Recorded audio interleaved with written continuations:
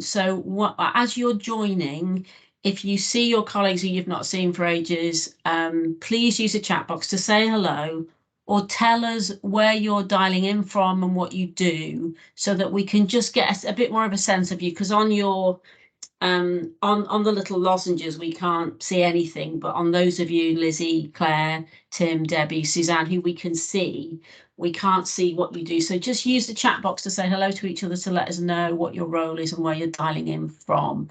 And we will give it 1 more minute and then we will start. We're up to 25, which is great.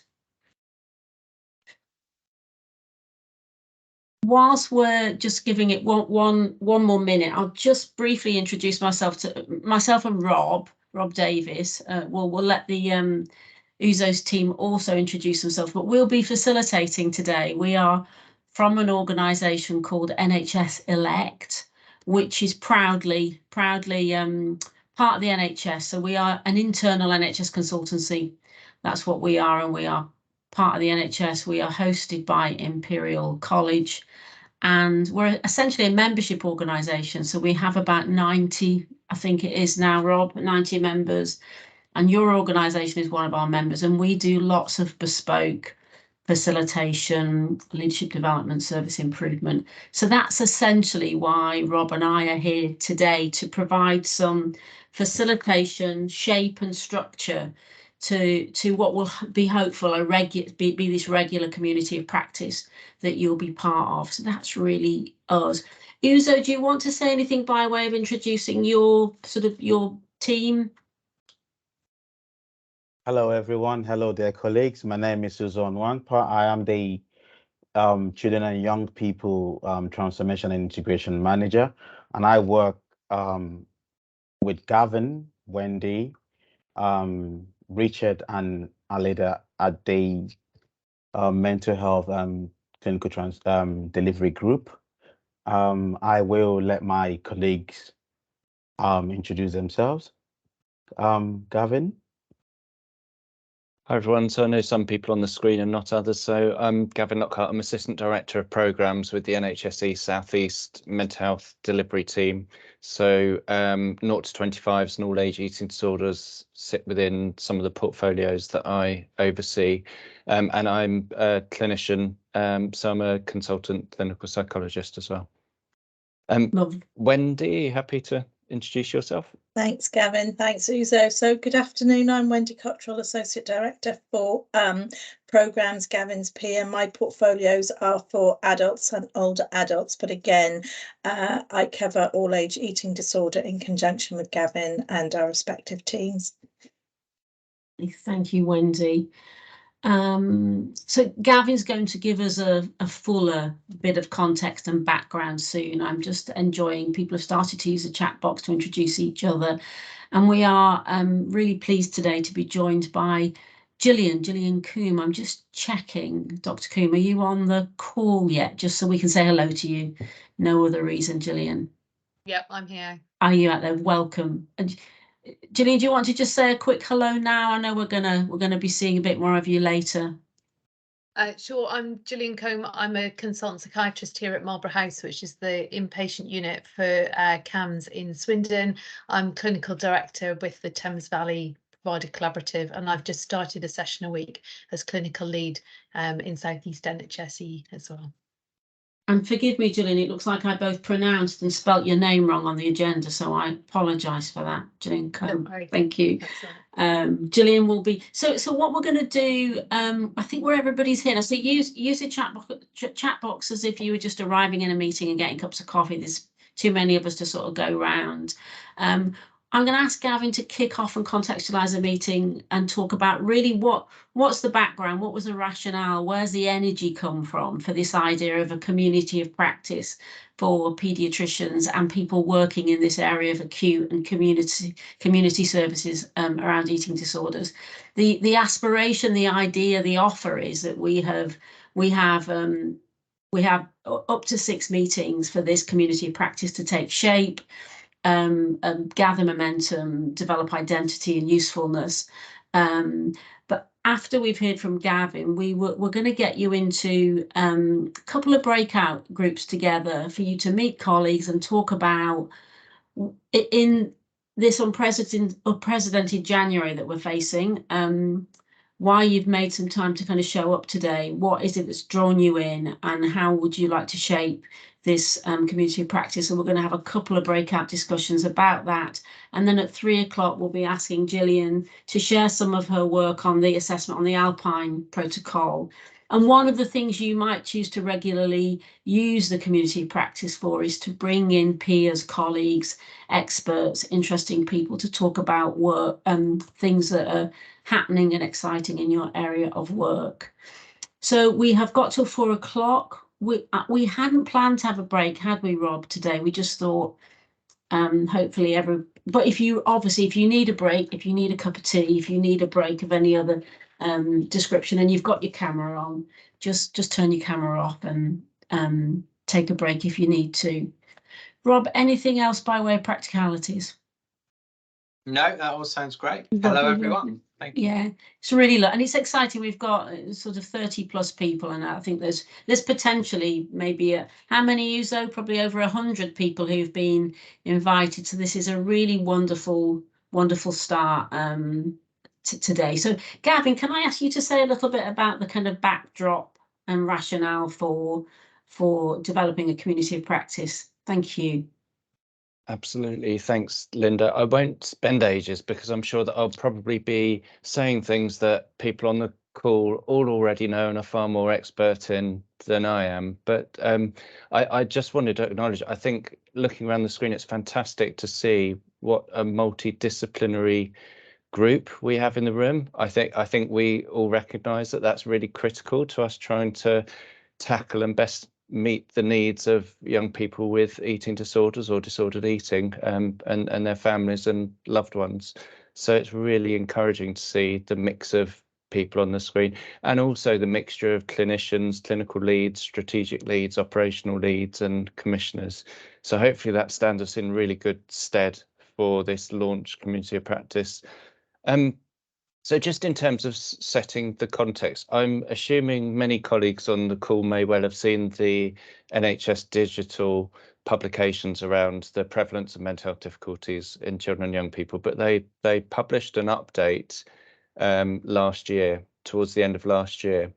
And within the update, they specifically looked at the rates of probable eating disorders. So this isn't diagnosed or diagnosable eating disorders, but the rates of probable eating disorders. And for 11 to 16-year-olds, their findings suggested that the rates of eating disorders had doubled between 2017 and 2021. For 17 to 19-year-olds, their findings suggested that the rates of probable eating disorders had increased by about 12%. So I think that echoes probably what all of us have been experiencing out in our services across the region. So definitely an increase in the number of young people that are experiencing these types of difficulties. Again, many of you will know in children and young people's mental health, this is a focus in the NHS long-term plan, and there are access and waiting time standards in terms of community eating disorders services. So for young people to be seen within a week if they have an urgent referral, and within 4 weeks if they have a routine referral. Unsurprisingly, given the stats I just shared from NHS Digital, we've seen not just in the region but across the country that it has been incredibly challenging for community services to be able to hit those access and waiting time standards. I have to say, in spite of that, our services have done incredibly well. And when you look at the number of young people that are actually receiving treatment, regardless of the timescale to commencing that treatment, it's higher than it's ever been for the South East region.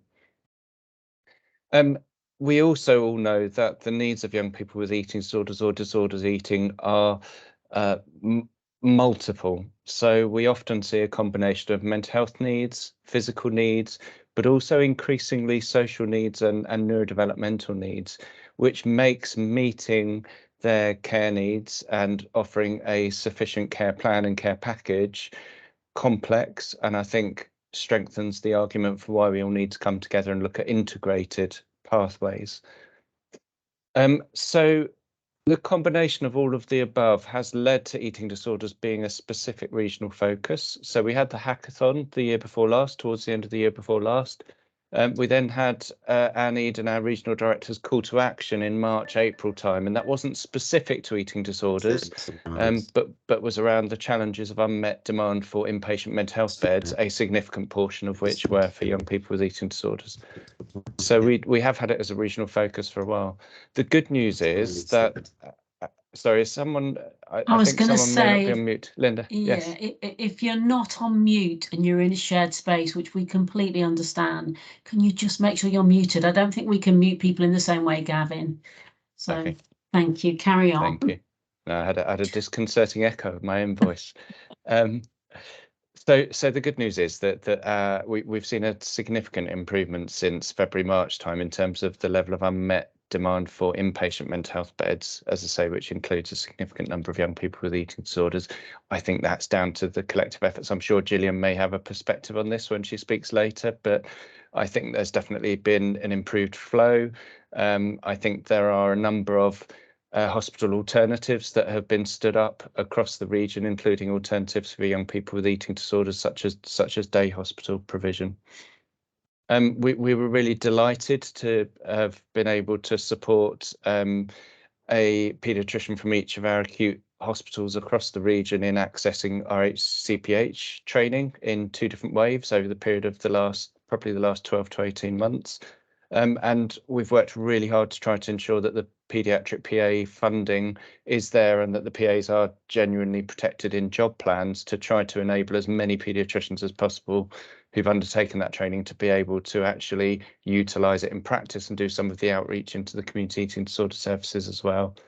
I think we recognise that that's still a challenge in some areas, and we're really keen to hear about that and do what we can to support some rapid troubleshooting around that.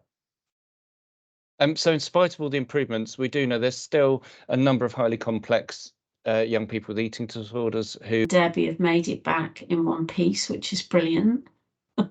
Was that easy enough, Lizzie? There was so much in common in terms of what we wanted to get out of this afternoon, and some of the challenges we're noticing and some of our ambitions, that I think we all got carried away because and particularly they included all age eating disorder pathway and ARFID, or as we call it in our system, complex eating, and how we might best approach sort of setting up a much better service for children and young people affected by that. So I'm afraid we didn't get much onto why we'd particularly turned up today and what had attracted us, but I think it sort of became obvious that there was a real shared, some real shared concerns and shared ambitions within our group. Yeah. Summer, was there anything particular to add about? I mean, we will about what you wanted to get out of this afternoon, if that's what people had talked about. So I think it was something about disordered eating. I really want to learn about what's happening in the Kent system because with the all age eating disorder pathway. I've heard of it before and I know, and I've got that interest. So and then we also had Richard Sanker, who talked about some of the more innovative practices like remote meal support, which I've never heard of, and that sounds really interesting. Okay, we will find a way of capturing these things. What was that called? The innovative eating support. Innovative areas to provide eating disorder support. That's particularly for tier 4 though.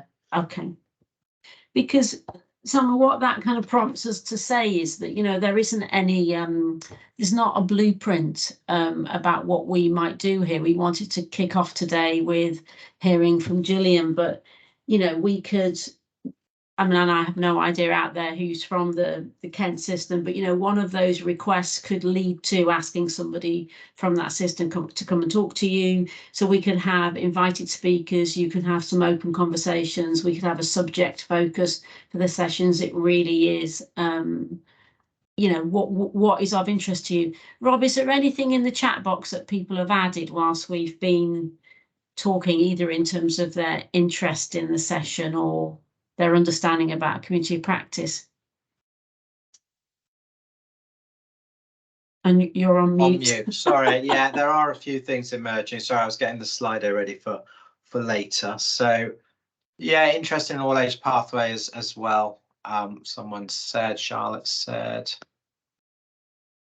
and eating disorders turning awareness into action. Someone's posted a helpful link there. So, and Emma, could you plug the Paediatric Mental Health Association, PMHA, special interest group for any professionals? So lots of sort of sharing and stuff, which is fantastic. Yeah. But we will take at the end, if there are sort of things that you'd like covered in these future meetings, that we'll have a chance to take some feedback on that. So do have a think if there's a focus on something you'd like to cover. We will come back to that, because I mean, apart from a structure and an invitation, we've not made any sort of decisions. Anybody else, whilst we've just been hearing back from those groups, has anything percolated up for anybody that they'd like to contribute in terms of why you particularly wanted to come? And is that different to what's been said so far?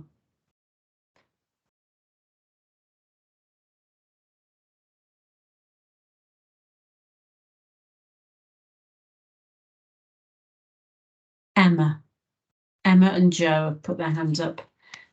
Yeah, can I just one of the issues we're having a little bit of difficulty with on the Isle of Wight is admin support for the kind of multidisciplinary team, because there's still a feeling of, oh, that's CAMS and that's PEDS and that's speech and language or whatever, and everyone's sort of wrangling over who pays for what admin and stuff, which makes it quite tricky for sort of joint working. We're trying to work towards like getting rid of these artificial silos, but I don't know if anyone's sort of come up with some good ways around that, because it's kind of putting artificial barriers in the way of joint working, which is a bit tricky. I didn't know if anyone had any clever ideas. So Emma, thank you. I'm just going to check with Chris. Chris, was that in response to Emma, or was it something different? Just because.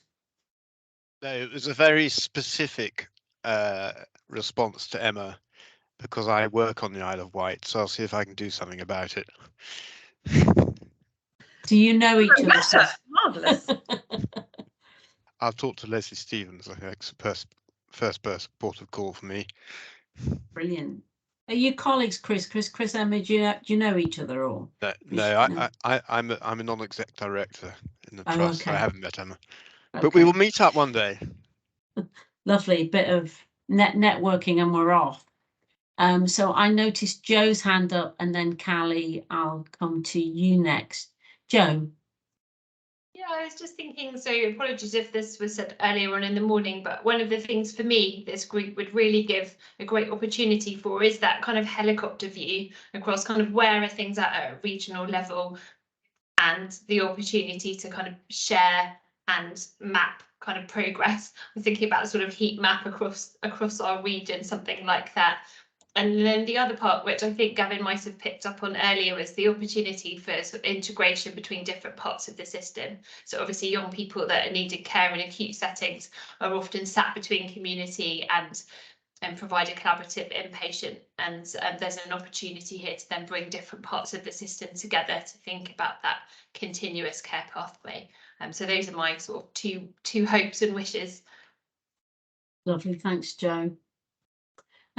Callie, you've disappeared a bit from my screen, but did you want to come back and say something? I think you were from the Isle of Wight as well. Yeah, it was just in response to Emma's issue that she raised about admin, which obviously we're aware of, and we're just trying to have a look at it now and unpick it. So hopefully we will find a way forward to make sure that it's not there aren't barriers in place.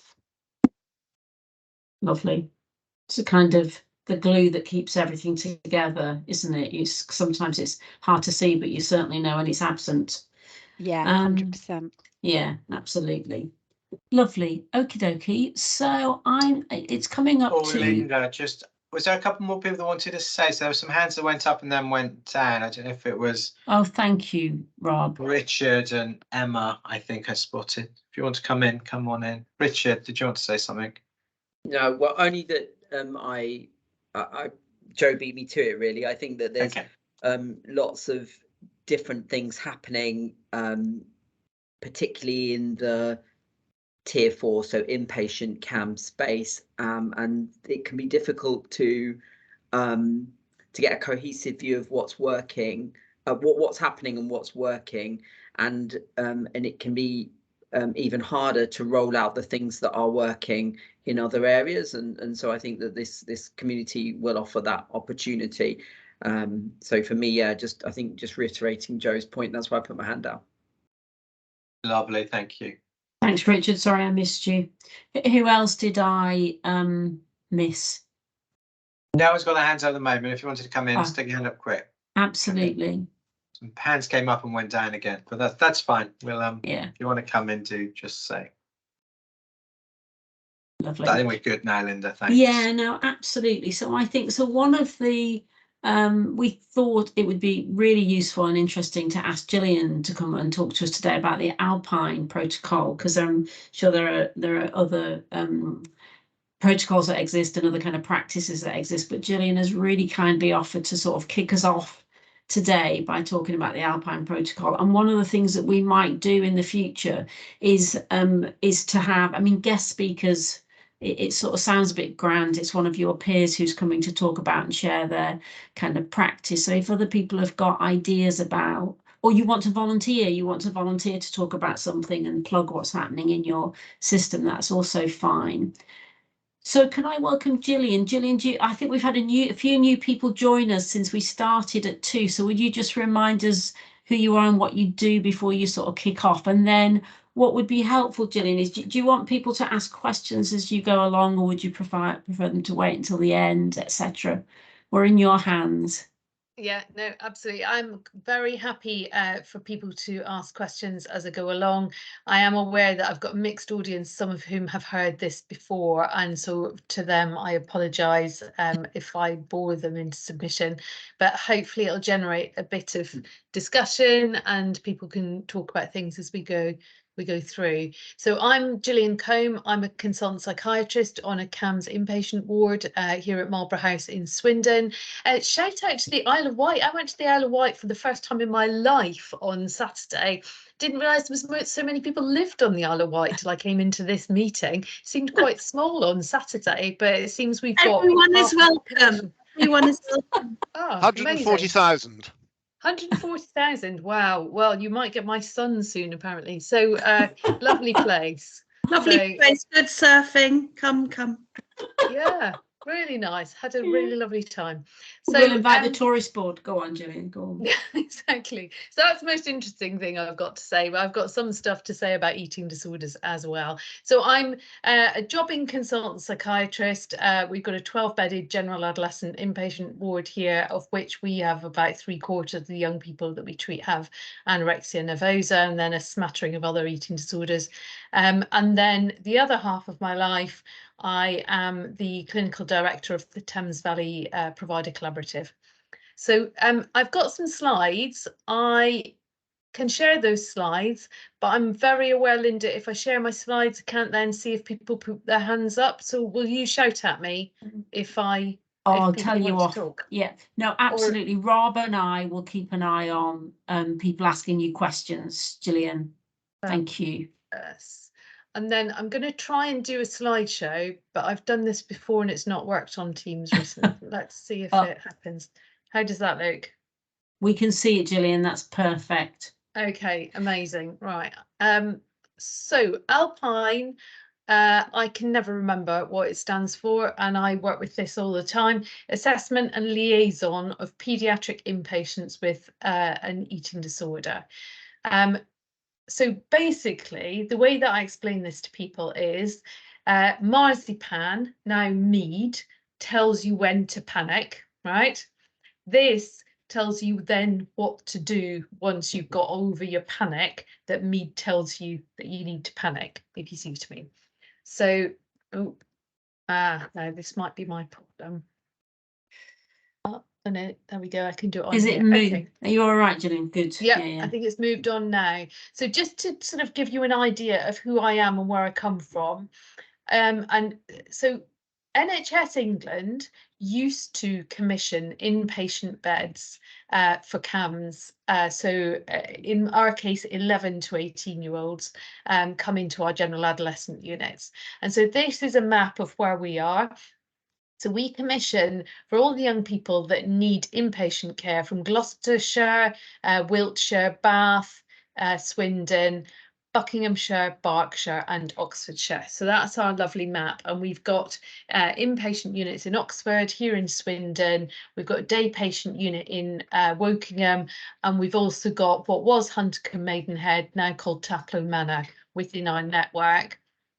And then we've got a couple of hospital at home services as well, so for eating disorders, and we're developing one for learning disability and autism. So we're quite a big geography, worrying about an awful lot of young people. So about 80 young people at any one time are in Tier 4 inpatient from our network. So basically, when COVID hit, we started to see that we were having real pressure in Tier 4. Now, the other thing that happened at the same time as COVID hitting was we had a number of beds closed. And actually, we recently looked at how many CAMS beds have closed in the south of England in the last 5 years. And we totaled 120 beds have closed in the last 5 years, just across the southwest and southeast of England. So we've lost a lot of beds. We were under huge pressure, and then we started to see this increase in the number of young people with eating disorders being referred in, and an increase in the numbers of young people who were on paediatric wards. Either community patients going in and getting stabilised medically, or young people awaiting a Tier 4 inpatient bed. And so in our provider collaborative, what we had prioritised, so we had 4 priorities. So priority 1 was to get our data sorted, so that we actually knew who the young people were and what we were doing. For my colleagues who are also in provider collaboratives, they'll know that things were a little bit shambolic in terms of when we first started, and we didn't have really good information. So we got our information sorted so that we actually knew what we were doing. We very quickly moved to reduce the number of young people going inappropriately out of area for beds. And then it was about quality improvement, and now the development of new services, which is our hospital at home, etc.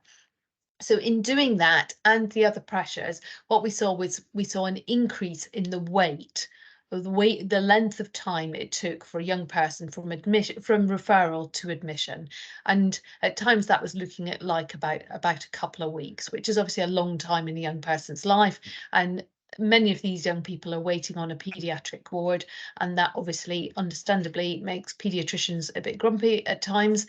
And you know, we all want to have a good relationship between each other. So we needed something to change, and from our data, basically we'd seen a 34% increase in the number of young people with an eating disorder referred into Tier 4 between 2019 to 20 data, so the year pre-COVID, and the year post-COVID, 2020 to 21. So a 34% increase in the number of young people with an eating disorder. But then in our information, what we saw was that we'd actually had a 213% increase in the number of young people referred into Tier 4 with an eating disorder and comorbid autism. And what that meant was that these were young people who were more complex, they had longer lengths of stay, they were much more resistant to treatment. And so the other thing that happened in this time was, because of lockdowns and because of mask wearing and isolating, all of that, actually paediatric wards were really quiet. And if you went onto paediatric wards, as I often do, most of the young people who were on paediatric wards tended to be young people with a mental health problem, and a lot of the normal paediatric business was right down. And so paediatric wards were running at about 50% capacity. And so Chris Tibbs and Gavin and various other people at NHSE set up a cell. This is when I first ever met Chris, and we started off actually with 3 times a week meetings, didn't we, to look at this crisis. And Chris was instrumental, I have to say, in bringing people together, and particularly in connecting paediatrics and CAMS, and saying to Peds, look, you've got this spare capacity, we've got this crisis in CAMS tier 4, please can you help? And the response that Chris got from the paediatricians was, absolutely, you know, we're happy to help, we can see that this is a problem, but we really, you know, in paediatrics, in children's wards, we don't feel confident in managing this illness. We can do the medical stuff, of course we can, but we're worried that the young people are missing out on lots of good stuff.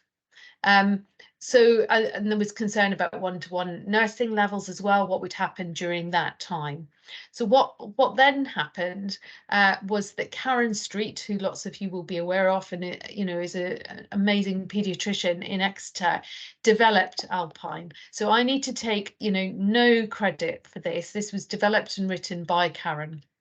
And so she'd done this, and she was basically very altruistic about it and said, look, you know, anybody who wants it can have it, can edit it, do what you like with it, as long as it's helpful. I don't care what happens, basically. So full credit to Karen.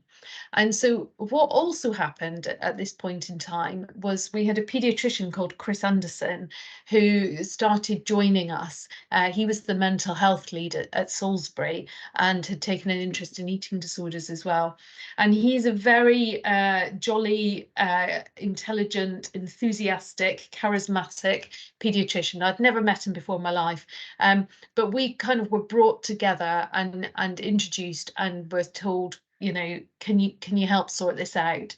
And it was really interesting, actually, having not known Chris before, when we sat down with the Alpine guidelines.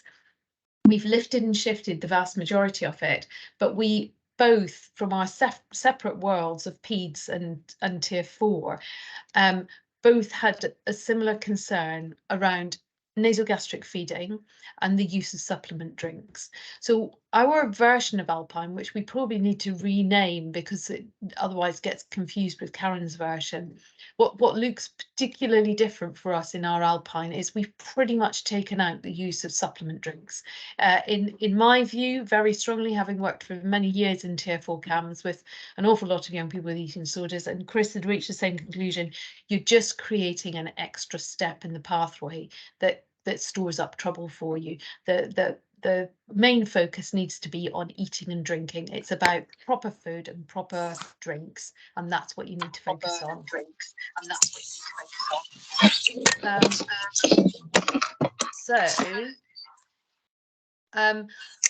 What we've then done, I think somebody needs to go on. I was going to say we've just started to get a kickback. Yeah. So we've done this, and one of the problems was at the time was particularly around referrals into tier 4 of young people who were being NG fed. And as many people will know, it's particularly difficult to get beds for young people who are being NG fed. And often when you track back in terms of that NG feeding, the decision to put that tube in has not always been based on sort of the best evidence. And so what we wanted to do was have a bit more consistency about the use of those NG feeds, but also a really quick move to get the NG tube out again as well. And so I can say a little bit more about that. But what we've essentially done is we've put this Alpine pack, which gives you lots of lovely things. It talks you through what to do on each day of the week. It tells you what, if the young person has a one-to-one RMN with them, what they should be doing. It's got lots of tips about coping skills, about distraction techniques. It's got information about if you need to use the Mental Health Act, capacity, information for patients, information for carers, loads and loads of lovely stuff. But what it also does is it walks the paediatric ward through what they need to do. And in doing that and doing it over and over again, sorry, I'm getting notes through my door. what then happens is you see a massive increase in the confidence and the competence of the nursing staff. That improves patient care, improves outcomes. So we decided to do a pilot at Salisbury District Hospital. Now, the reason that we did that, apart from the fact that Chris works there, but they had a real need for this in Salisbury. They had 3 young people who'd been really stuck there. It was very difficult to find them beds. They were being NG fed. They were causing havoc on the ward. And so they were desperate, basically. And that's one of the points of this. If people do want to do this in their own areas, I think from the learning I've done, and I've got 7 different acute hospitals within my geography of my provider collaborative, I think if you catch paediatric teams when they're having a crisis, when they've got a number of young people who they are really pulling their hair out about, that's when they're really going to listen to you about this, and it's most effective. So we took this to Salisbury. We talked with the nursing team, with the doctors, with the dietitian, various members of the team, and there was a real concern that when we presented this, that was like, well, that's great, but we're actually really busy as well. Why would we be wanting to be looking after your patients? You know, these sorts of discussions. It's going to increase our workload. And what we've really found by implementing Alpine is that it actually reduces overall workload. It doesn't increase it. By increasing the skills of the people on the ward, it massively reduces it. And so what's happened in our pilot is we've reduced referrals to tier 4. We've reduced rates of NG feeding on the ward massively. And what we've also done, which we hadn't ever anticipated, is we've reduced the number of admissions to the paediatric ward. And what we found is that as the staff have got more confident and competent, all of you who work with young people with eating disorders will know that if you meet a young person with an eating disorder, and you're assertive, you're confident, you ooze, I know what I'm doing here, actually that's what the anorexia needs. And what we're finding is the nursing staff, because they're organised and they're skilled, are meeting these young people in their paediatric assessment unit, and they're actually getting them eating and drinking there, and they're not then having to admit them to the ward. So there's been a massive reduction in the workload in terms of eating disorders on the ward in Salisbury. It's really, really interesting, and that's starting to be replicated elsewhere where we're moving forward from this. And what we're trying to do is get lots of feedback about it as well, and feed that back in and spread the message across all the different acutes in my PC. So sorry, I always do this. I then start talking about it and I get kind of carried away and skip my slides. So it's very much, you get a massive pack, and it's fully editable, and you can make it what you want. So for example, I've met with Eve at the RUH, and we're thinking about how to get it in at the RUH. We'll have all the BANES locality, phone numbers, contact details, who's who, all of that to make it, you know, appropriate for that area. So you can do all of that and make it how you want to do it. And you put in the meal plans that are used by that ward. It's not about making things any more difficult for people or changing too many things. There's also, what we've done alongside this is put in meal support training. So that's been really, really helpful in terms of not just teaching the nurses to do it, but teaching them to know what to do, so that if there is our one-to-one RMN, or if their support workers are doing it, or if the parents are doing it, they actually know what good looks like, and they feel more empowered to be able to be offering advice and support. And one of the things that we got a lot of feedback about when I've been out doing my sort of roadshows across the different children's wards is a real sort of sense of frustration that these expensive one-to-ones are paid for, and then, you know, the RMN might just sit there on their phone or asleep or outside the curtain, and if you're the nurse running the shift, that's really frustrating. But if you don't know what that person's supposed to be doing, you haven't then got the ability to pick them up for what they're not doing. So this gives the senior nurses on the ward the ability to say, oh, hold on, here's the Alpine pack, sit and read this, here's a video of meal support training, you know, this is what you need to be doing. And it then makes people's jobs more interesting as well. And there's advice for the young people and their parents so that everybody's doing it together. And the other thing that's really important is to have MDT discussions. So a couple of MDT discussions through the week. And apart from sort of emergency or urgent changes to treatment that need to happen because of medical need, all the decisions go through the MDT. So this is a real, you know, although this is me going in and you know, putting this out there in our acutes, the bulk of the work around this is then between the community eating disorder team and the team on the acute ward. And so it's really important that you join sort of all those people up in order to make sure that it's fully embedded. So they're the people that are in the MDT discussion, and any changes to the plan go through the MDT. So if on a Wednesday, you know, there's Jaffa cakes on the menu and the child says, well, I don't like Jaffa cakes, they just have to eat their Jaffa cakes until any changes to dislikes go through the MDT on whatever day your MDT discussion's on, so that you've got everybody joined together and you don't get all that sort of splitting and confusion around what's what.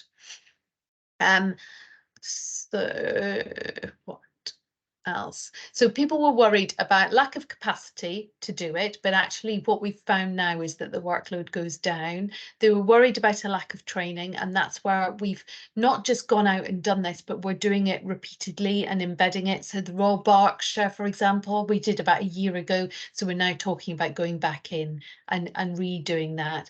And again, you know, financially, actually, this has saved Salisbury lots of money now because they're not admitting those young people.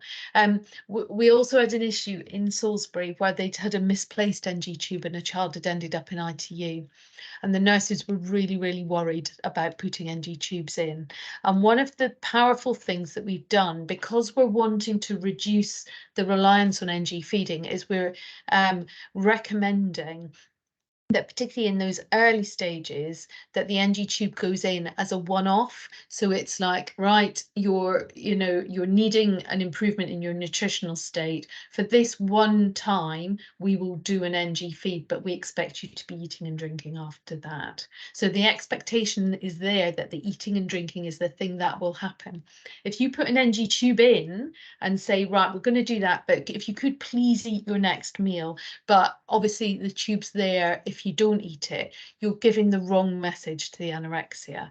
And so we had real anxiety at Salisbury because of this aspiration pneumonia that had happened about the NG feeding and the in and out of the tube. But actually the nursing team are now complete converts to that, because they've really seen the difference, that they might need to NG feed once or twice, but they're not doing it for a prolonged period of time, where you see young people wandering around with NG tubes in for weeks and weeks. So that has been a game changer as well, and I think is really important.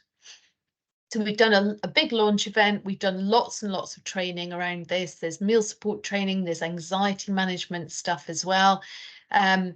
Jennifer Davies, who's one of our eating disorder leads in BSW, did a staff questionnaire and got lots of really good responses about that. She did a young person and parents questionnaire, got absolutely no responses whatsoever, and I think was really frustrated. But actually, that was because the young people actually had left the paediatric ward quite quickly and moved on. So what we're doing now, we're continuing the twice weekly MDTs, so the community eating disorder team are still supporting. We've obviously got to incorporate mead rather than marzipan into the Alpine guidelines. We keep reviewing it, I didn't realise that Ian Rod was here. Sorry, I should have name checked you as well. Just see Gillian, don't worry, I've got that covered and cornered, so you carry on and then we'll bring Ian in. There's been a bit of chat. Yeah, I've missed all that. Sorry, Ian, I should have mentioned you in this as well. Bring you up to date, Gillian. Thank you. Okay, fabulous. And then yeah, I think I've probably covered all of this. It's about repeating the training and just keeping it going. It's been a really hard thing to do. It's taken me much more time than I ever envisaged, is the bottom line. And we've had to do a lot of training, and we've had to do a lot of diplomacy as well, and making sure. So where we've had teams that have had a really sort of very little organisation around the treatment of young people with eating disorders. It's actually been quite easy because they've been really hungry for this, if you pardon the pun. But where we've had teams where they've already got good eating disorder guidelines, you've got to be really careful that you're not treading on people's toes. And I'm really clear, this is not about us telling people that they need to do things in this way or anything like that. They can take it and they can use it as they want to. It's just about us trying to improve what's going on the wards. So we're trying to roll it out on every paediatric ward. A real challenge is where we've got children's wards that only go up to 16 and not up to 18. And then you get 16 and 17-year-olds scattered across hospitals. And I haven't found a solution to that. I think that's really difficult, actually, because they're just small n and it's difficult to manage that. We've got lots of regular feedback going on across the provider collaborative. We're having specific focuses when there's particularly challenging patients, and we're also thinking about the use of therapeutic RMN. So there's the two bits, the bit that people were talking about earlier in terms of specific time for paediatricians in terms of eating disorder time, but also thinking about RMNs working on paediatric wards, and we've had some success in terms of that. Right, let me unshare my slides. Sorry, so that's a bit of a canter through. Gillian, please don't apologise, because it's just generated such a lot of interest and commentary in the chat box. That was really, as a non-clinician and somebody who's not involved, really, really interesting and accessible kind of presentation as well. So can I just share with you some of the things that are in the chat box and just draw other people's attention to them?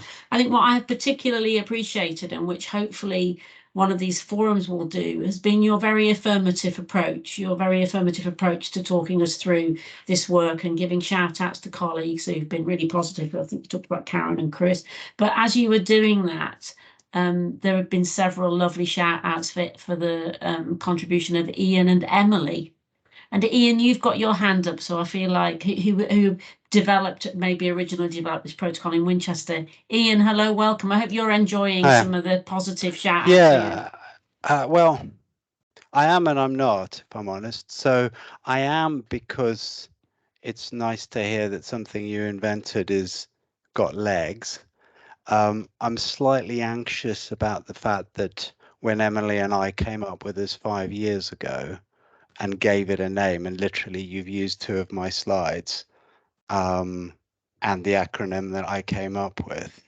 What I'm really interested about this is that what we came up with in Winchester and Hampshire CAMS has mutated into something that I don't recognize. So we never wrote a didactic thing about you have to do this with NG tubes. And what I think this really illustrates beautifully is how utterly dysfunctional we are as a community at actually talking to each other. You know, Chris Anderson and I have literally known each other for 20 years and have had conversations about this along the way.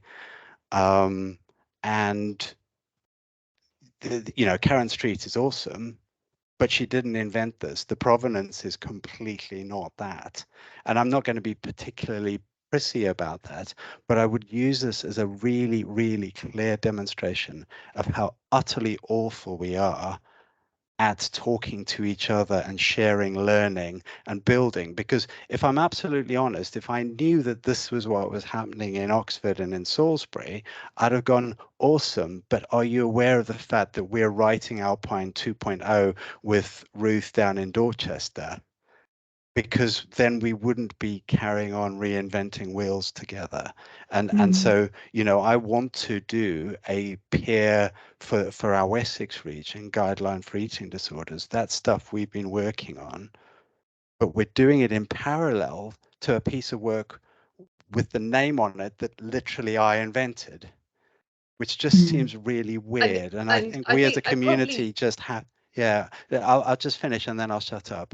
I think we as a community are probably about 20 years behind more mature. So the conversations I'm having with my nephro renal network are conversations that are literally 20 years ahead of where we are now. And I think we've got to get so much better as a community of doing this together now, because we've got a hell of a lot of catch up to do. And I think this illustrates the point beautifully.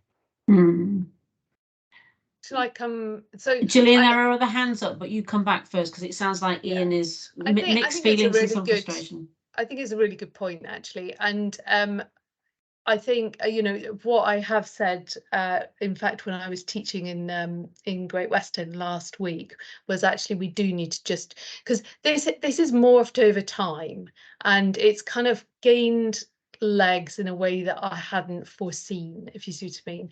And we've learned a lot along the way. And I think we do need to just change the name and extract ourselves from what it was originally, which was different.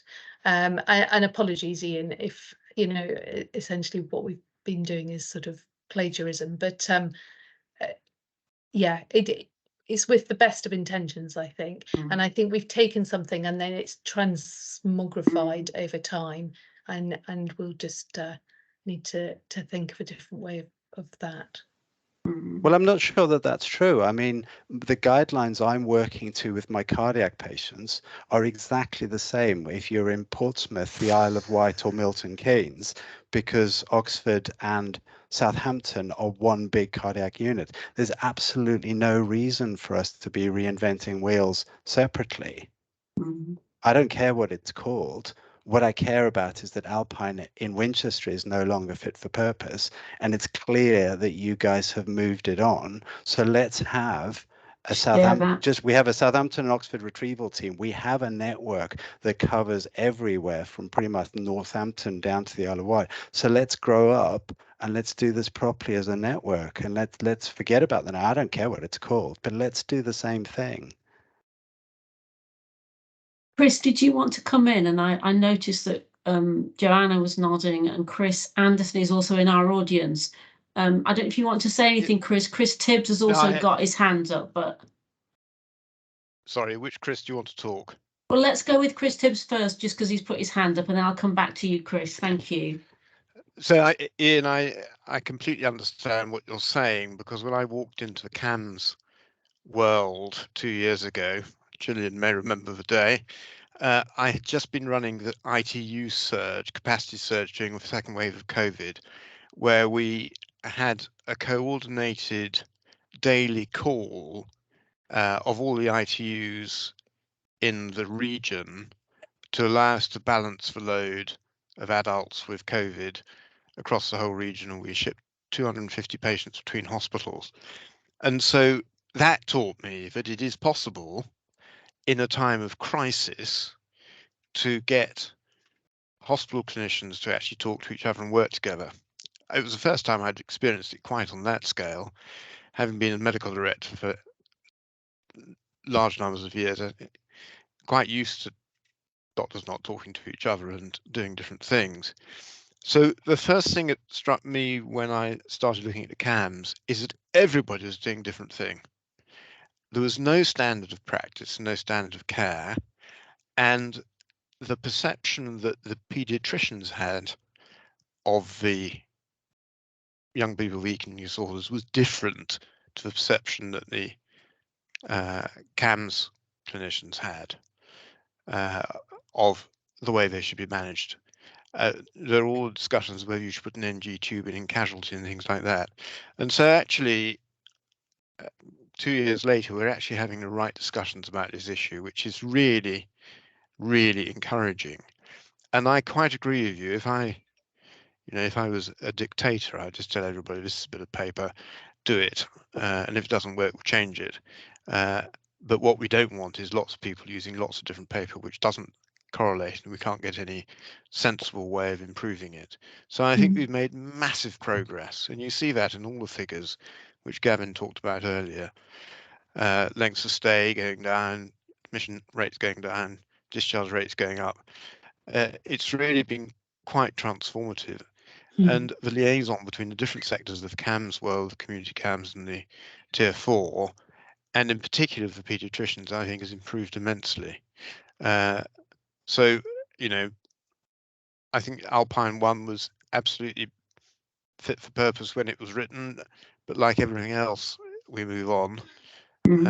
Glaciers melt, shapes of the Alps change, and so we have to, and there's no snow anymore, so we have to adapt accordingly. So, you know, that's what I think this particular meeting is about. Thank you, Chris. The other Chris. I've had my mouse hovered on the hands up button for a little while, and I thought, no, someone's just said that. No, someone's just said that. I think one of the things which I love doing is not reinventing the wheel and just pinching something which is fit for purpose, especially if that thing is on the peer network and all of our trainees know it and nurses know it and all of that sort of thing.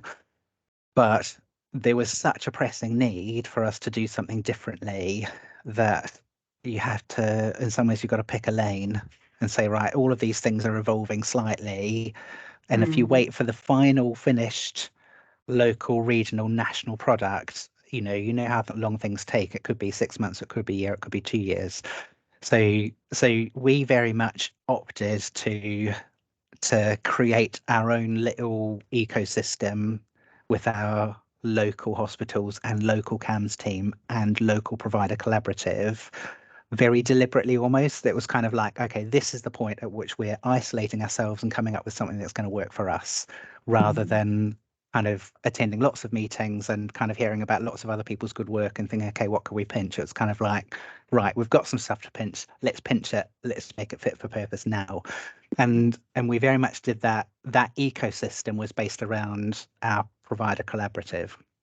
And I think one of the things that was my suspicion is one of the reasons why Alpine has ever worked is because it was co-produced with CAMS. And I think the value in co-producing something with your local team who are providing the care to your local patients goes beyond the guidelines, and in some ways that's why you end up with something which is slightly different from one place to the next. And you know, absolutely from our point of view, co-producing was the thing that made it really, really useful, and we wouldn't have had that if we just said to our CAMS team, we're following these guidelines now.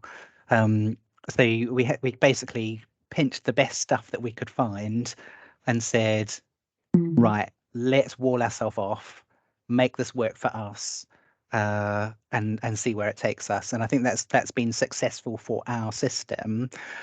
And that's a little bit, I suspect, how your original Alpine kind of set of documents and protocols came about, you know, in the first place. We've basically ended up, you know, copying the process and also pinching what we liked from the first iteration. So, you know, when there is a kind of, you know, regional and then national approach, you know, we'll be well placed to adopt that, but we'll be, you know, it won't be a massive change from what we're doing, I don't think. But we'll still have to think as a system and as a, you know, as a shared group of professionals, you know, how are we going to take this on? And I think the benefit of co-producing what we've done so far will mean that conversation will be a bit easier next time as well. Thanks, Chris.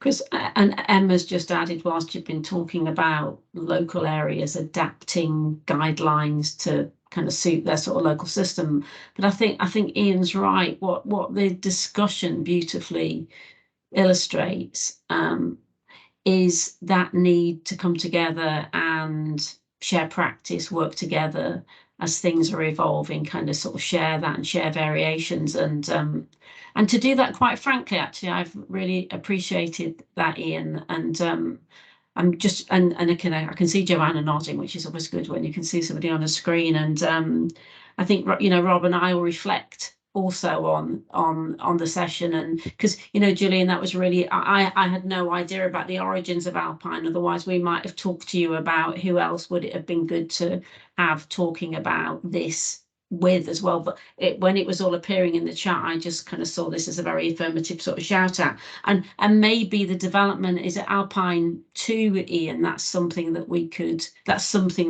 sort of feature in this community practice in one of our discussions. Is anybody else? conscious we're going to try and sort of move you on, not from this discussion, but just to give you another opportunity. Joanna, did you want to come in?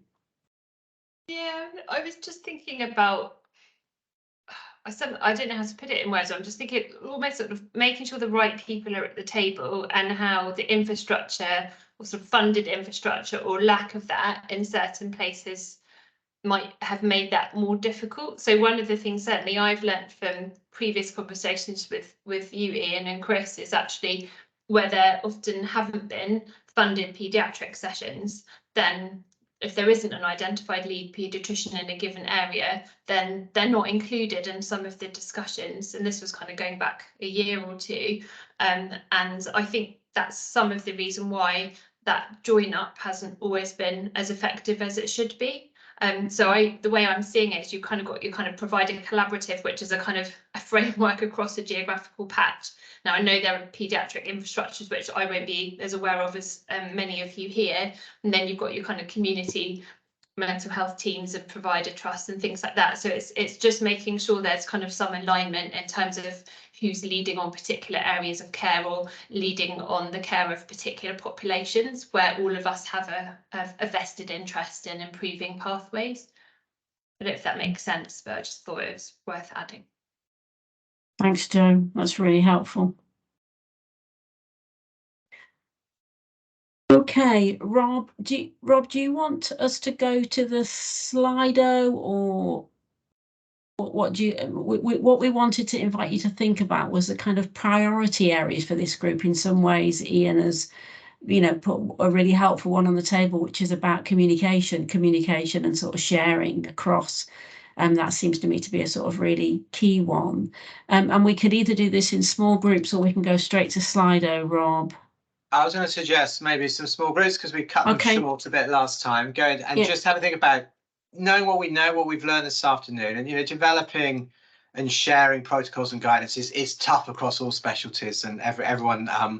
It's hard to develop these things collaboratively, isn't it? The old adage, you know, get 3 clinicians in a room and you'll get 7 different opinions, and that's often the challenge of working in this space. So I was going to suggest we go back into our breakout rooms that we were in before, and just think, okay, well, we've got this opportunity of community practice. It's got some support behind it from the central team, if you like. What's a good use of that time? Because there will be 120 different things that we could cover. But it's your chance, really, and we're happy to try and support what's going to be useful. So that was my sort of proposal, Linda. Does that?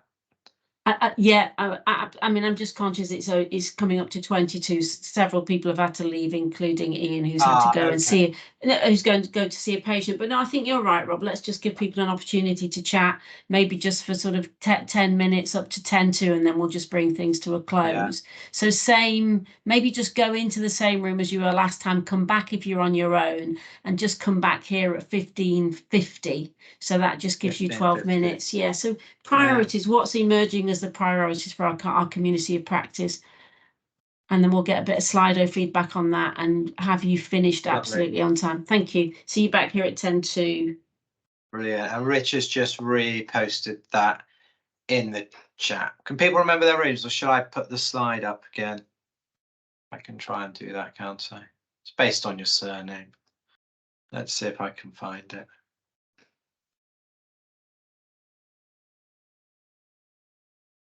That should work. We've lost a few letters, but we'll see what happens. If you're struggling to get into a room, just let us know and we can sort that out.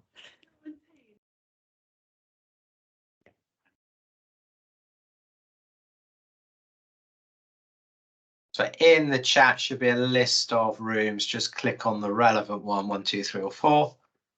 If you find yourself in a room on your own, come back here. I think it's just, I think Rowena's not. I will join room 2. Thank you, Rowena. I think that's Joanna, I think. I'm just trying to work out how to join the room. Go to chat. There should be a link that says click here to join the meeting. I had to reload my chat because it had stopped for some reason. Okay, room 2. Great. Is it that? You got it. Brilliant.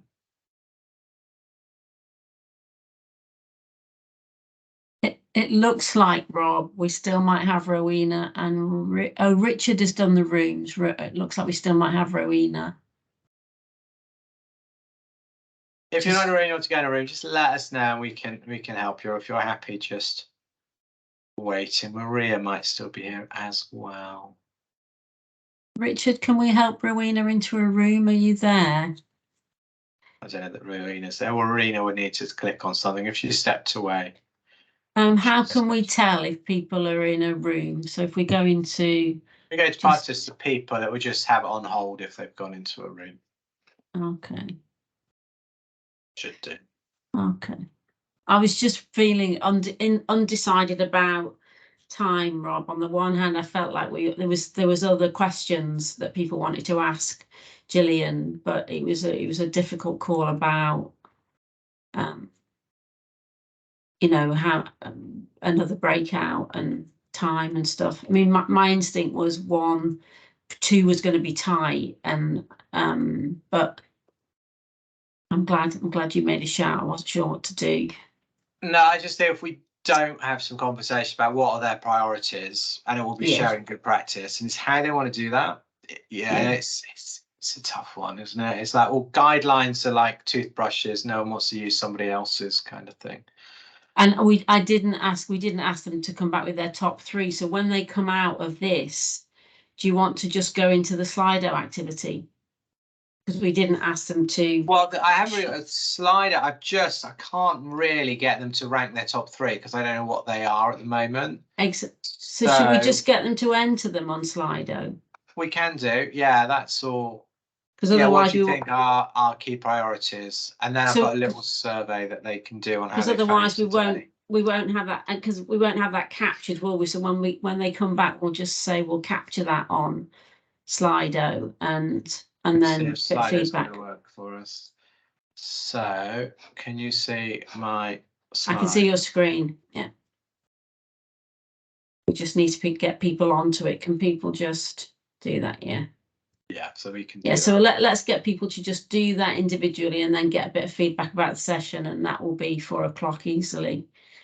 Yeah, I'm not sure if anybody else is out there, as it were. So I just thought we could have a wash up at the end.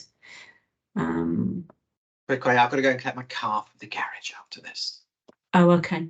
Maybe we could speak later, or I don't know if you want tomorrow, aren't we? We can have lunch. Yeah, we can. Are you going to SLT? No, Nikki's going to go because she's talking about the joint work with Aqua. We're going to merge with Aqua now. It's funny because Joe was going, "You're going," and I was going, "Well, it's kind of interim CEO. Gareth's not there, so it's Linda's acting into that role. Jay's acting as MD. It's just a group of impersonators." So exactly. and I mean, because I'm not acting for Gareth, and Nikki's going to be there anyway because she used to work for Aqua, and that's on the agenda. So there's no need for me to break my neck to get there at the crack of dawn, as it were, because obviously it would be earlier. So yeah, so I'll look forward to hearing about it later on in the day. So you've got to go and get your car at 4, so we won't be able to have I just wondered, I think we need to have a wash up. Do you? Oh, somebody's just had to go. Some people are just getting pulled into patient stuff.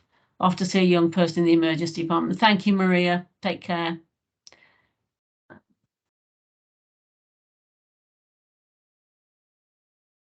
Yeah, I have a quick call at 4. Let's have a very quick wash up, and then maybe we can sort of talk tomorrow. What time do we say come back? 10 to, yeah, because they didn't go up. Yeah. Do we want to go Slido or just use chat to get the priorities? Slido might be nice. Slido gives us a record, doesn't it? I mean, I'm hoping. So does chat. I'm hoping. I'll be able to access the chat. But then actually, if I go into Slido, then I've got a way of them doing the evaluation as well. Yeah, I think let's do that kind of quickly. I know we've lost lots of people just because of kind of patient stuff, and you know, it's been a good show. It's been a good show of people for the first session, and now I'm just thinking there's a big gap between the next one, but I sort of took, you know. That's what it is, isn't it? Yeah. I think what we need to do in terms of momentum is follow this up with people who have attended, and you know, because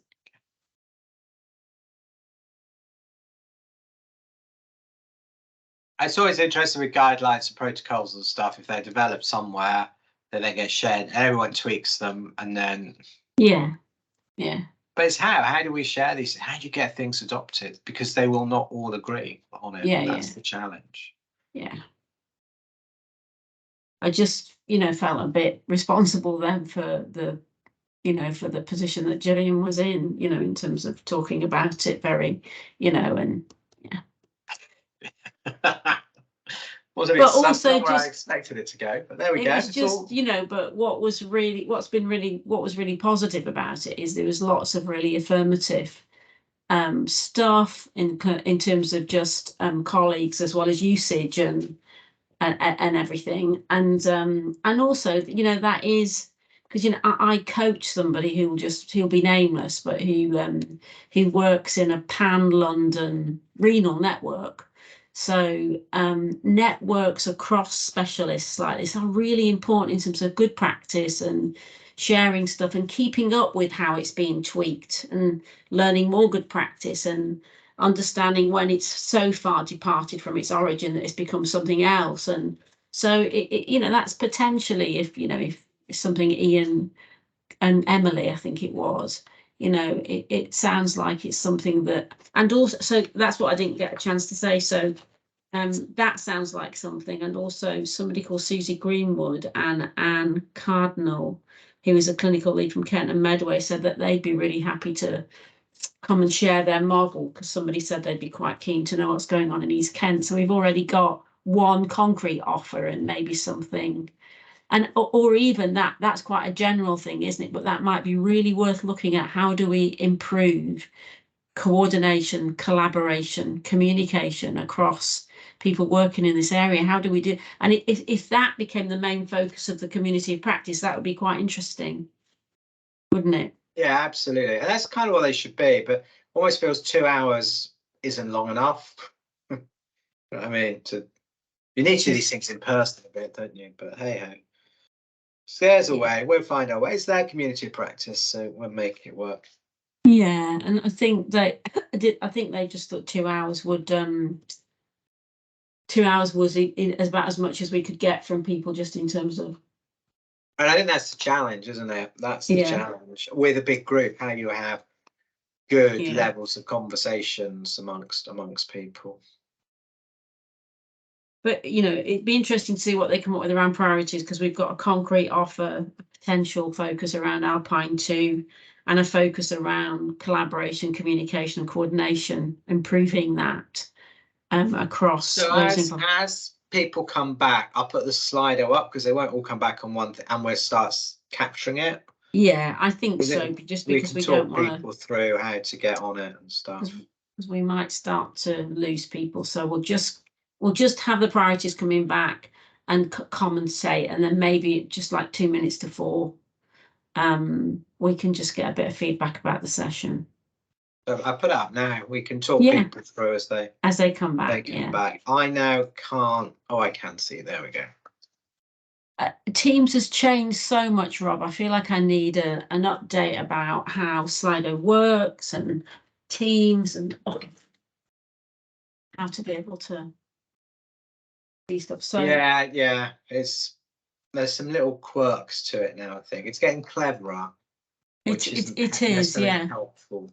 I mean, because I've not ended up using the slides today, which has not really been a problem, given that the speakers had some slides and stuff. So hopefully they'll be coming back soon. Can't see the time, but I'm sure they will. Yeah. 1 minute, or they have agreed some priorities. Or they just talked about what's been happening, you know, just been happening. Who knows? Yeah, I mean, but groups have the conversation that they need to have. Yeah. And this was going to be this is a start. I mean, I've got a little bit of time after 4. It would be good to capture some stuff, and then I've got to go for an MRI scan on my knee, which will be exciting. Oh, my knee just won't get better. It's driving me nuts. As a self-confessed exercise bunny, it's driving me mad. And we're going to see each other tomorrow, which is exciting, a team meeting. That will be interesting dynamics. Well, indeed. There'll be plenty of dynamics. Won't there? Oh dear. Just sensing a bit of sort of jostling for position. It's quite sweet. Some key absentees and key people Big present. absentees. Some Caroline, big. Gareth. Eilish. Debs. Is Debs around?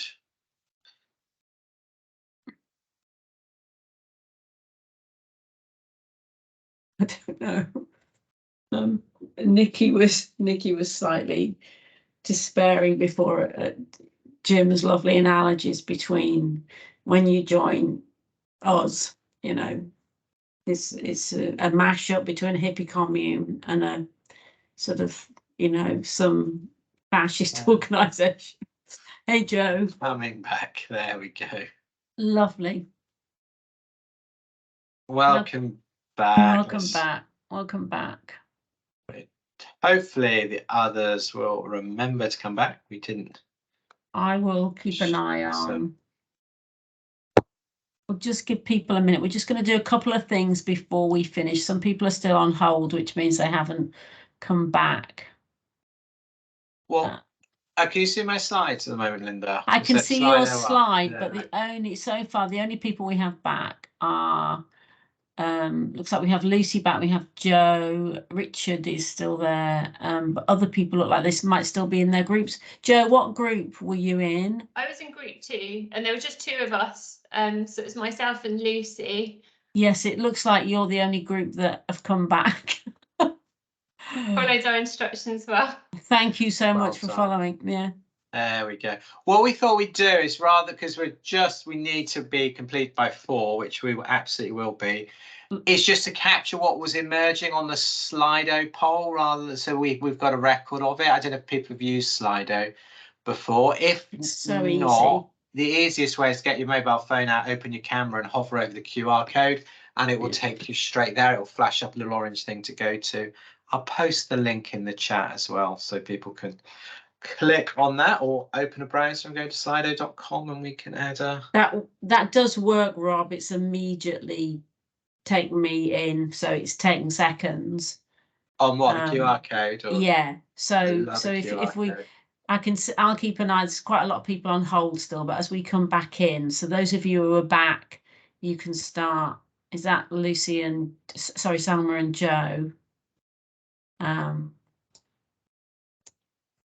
Maybe people have kind of happily declared a bit of UDI and carried on conversations because they were useful, Joe. That's just, so we will. Joe, we're going to have a little wash up at the end. I don't know if you want to stay for that. It's up to, or have you got patience? I've got a meeting at 4, but I could probably push it back 5 minutes or so. I'd be keen to be part of it. Thank you, Claire. Brilliant. Looks like lots of, so several people have, so Salma's back, Lucy's back, who's else on hold? We've still got people in their groups. There's nothing we can do, Rob. We can't bring people back with you doing it. Can you not get people back? If you close the breakout rooms, you can. We're not, Joe, we haven't. One of the reasons it's been a bit clunky today is we're not in control of the breakout rooms. Okay. Richard's had to set up 6. It's not been ideal. So we can't bring people back. We're at their mercy. Okay. They've got all these separate and you threads. can't send an announcement. What room numbers are back in, you can't do that either. No, they're not in breakout rooms. They're in separate meetings, which is our clunky workaround. So Richard's just asking which rooms are back. People are coming back now, Richard, which Yeah, is good. three's back. Well, I Yeah. think most are back now, actually. There's not many people left on hold. I If think just- they're all you close, okay. if you close them, people will come back. Yeah, we can't close them, Joe. They're not breakout Oh, rooms, okay. unfortunately. Not even, I thought you'd left, Richard. I thought you might be able to if no one else could. No, sadly not. But I So- think everyone is back now, Linda. So Brilliant. those So what things, go on, Joe. Go Go on. on. No, go on, Rob. So what we're trying to just capture quickly just before we have to all go at 4 o'clock and rush off to other things. I'm going to use Slido to capture. If you're familiar with Slido, great. If not, it's just an anonymous way of capturing those priorities. So if you've got a smartphone, that's the easiest way to access it. Open the camera, hover over the QR code, it will take you there. Or you can click on the link in the chat, which I will just repaste in case you can't see it. Or you can go to slido.com and enter that code, which is Community of Practice COP 2401, which hopefully is today's Or date. just use chat if you prefer. Or just use chat. Yeah, lots and of you're ways. having an IT panic, just use chat. Yeah. There we got some people. We'll just collect that. And then what I've got next on Slido, if you are logged in, is we'll just get some feedback on how you found today and what you'd like to see going forward. That will probably tie with a bit of this, but we will pull it all together and come up with a plan. Is the plan. So should we give priorities a bit longer to run? So we've got sharing stuff, inviting speakers. And if there's some particular speakers or topics, let us know, because otherwise we're gonna get the wrong speakers and topics. So yeah, future dates. Sorry, I'll do that, Rob. Go on. I was going to say future dates we've got, haven't we? We can get that. I'm just about to share them. Yeah. Just pop them in the chat, Selma. Next one's March the 15th.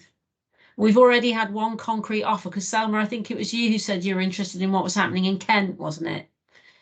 And so Susie Greenwood and Anne Cardinal, who's a strategic and clinical lead, said that they would be more than happy to come and share their model. So we've got a concrete offer, possible Alpine 2 protocol, and then this generic focus about how can we improve communication, collaboration, and communication across this group. So some interesting stuff there, as well as this great list. So there's the dates. Brilliant, thanks, Lynn. So dates are in the chat. So please do just get there. There's loads of good. We will share this round. We'll sort of tidy it up, theme it, and we'll get it round, and we can start forming what the sort of other priorities and things are. Brilliant. There's no one typing at the moment. So what I'm going to do is just go on, because I really want to just get some feedback on how you found today. So just be a survey. We won't see the answers to this come up. If you're already in Slido, that should be there. I pulled it together quite quickly, so any typos, apologies, but just things that have been useful, things that have been less useful, really good. It's very much your community of practice, and Linda and I are here to guide and do what's useful for you. So if things aren't useful, do let us know. Yeah. And whilst people are just, so that won't show, Rob, so that will come through to us. No, that won't show. That and we will have a wash up. You know, now that you've joined, we've had lots of people here today. We will there'll be some follow-up communication if you want to email Uzo, who's sort of managing the kind of process. Then in addition to this, to let us know how you found it and what you'd like to do next. But I just want to thank Gavin for kicking us off, as it were. Kicking off the meeting today. Gillian, thank you so much for kind of setting the scene and really prompting a really productive debate about sharing protocols and local variation, improved communication, not in reinventing wheels and those sorts of things. So it was really good. It was really useful to have you do that. And also to everybody else's contribution, to Chris and to Ian and to Selma and Emily and Joe and lots of other people who've unmuted and made contributions. So Rob and I will see you on March the 15th in the spring, same time. I think we should let this survey run. Should we let it run for a bit longer, Rob? Yeah, But we that are- will stay open for the next 10 minutes or so that's fine. But if you want to add anything into the chat or say goodbye to colleagues or anything like